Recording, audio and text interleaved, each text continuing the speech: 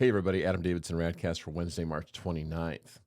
I've really avoided talking about political things and news items that are hot topics that lead to political debate because I just wanted to keep the focus on Jesus with RadCast. But this is one of those things I just can't resist. Since yesterday, it's been on my mind that, I should talk a little bit about the school shooting in Nashville, 3 children, 3 adults, as far as I know, and just what that means. So many tragedies have come and gone, and I've just done my thing of pointing people to Jesus and the scripture and to our lives. But this is one of those things that just keeps popping up all over the place. My kids were asking about it yesterday. So just in my prayer time this morning, I asked the Lord if it's something that, would be good to talk about. And I just got a sense that it is. So hopefully this is helpful to you and doesn't just add to the noise. And that's the thing. You will not find on RadCast answers to tragedies or solutions. I offer you neither.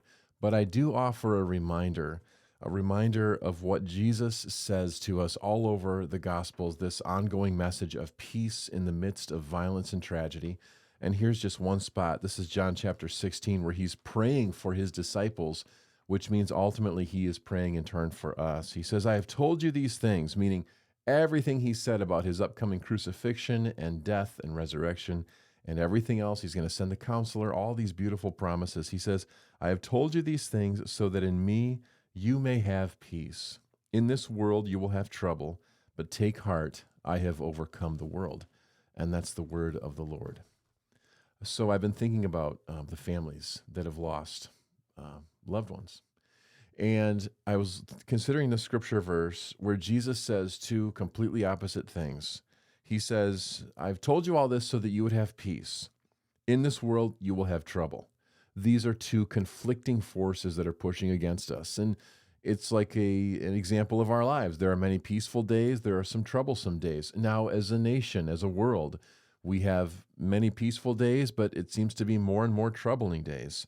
He says, in this world, you will have trouble. It's part of living in this broken world. But what Jesus says is you will have peace. So this peace somehow over here takes over this trouble. He says, take heart, for I have overcome the world, which means that the peace of Jesus wins over the trouble of this world. That doesn't mean that it's easy. It doesn't mean that there's no pain. It doesn't mean that the tragedy is erased. But it does mean that Jesus, in his peace, are able to do something to remedy this long term and comfort us short term. And my prayer has been for the short term comfort of the families. Their tragedy is indescribable. And so as their troubles have arisen exponentially, more than most of us will ever experience, the loss and the pain, and the rest of their lives are going to be processing this. I mean, that's a lot of trouble. My prayer is that the peace of Jesus would be equal to the task of overwhelming that trouble. And I know that his peace is enough.